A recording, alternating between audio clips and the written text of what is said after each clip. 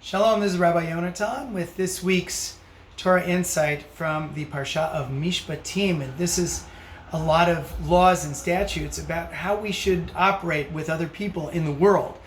Of course, back in the days of the Torah, there was not only slavery, but there were even Hebrew manservants and maidservants, as we read in the Torah. And they had to be let go after 7 years. But what happens when a Hebrew servant doesn't want to be let go? Well, they would take an owl, a very pointy tool, and they would bring them with their ear to the door, or it says also the mezuzah, and actually sort of pierce it through the ear to the door. Now this seems like kind of a strange thing to do. So how can we understand piercing someone's ear to the door who doesn't want their freedom? Great question.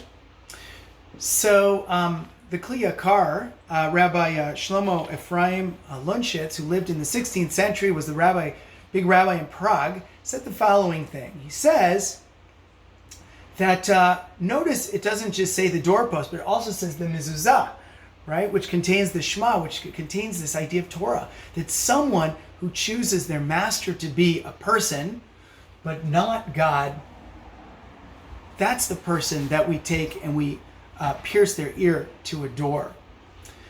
But I think what Shlomo and others miss is that, having your freedom sounds great, but we have to remember what else it said in this part of the Torah. If the master had given him a wife and children, they no longer belong to that person. So if he goes free, he has to leave his wife, his spouse, and his children behind. And that's a pretty hard decision.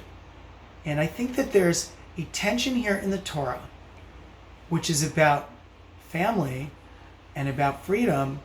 And family means actually giving away a bit of our freedoms. Of course, Kli Yakar makes another good point, which is we also have to embrace the freedoms that are given to us and not make any other person our master, but only the Kadosh Baruch Hu, only God. Shabbat Shalom, everyone.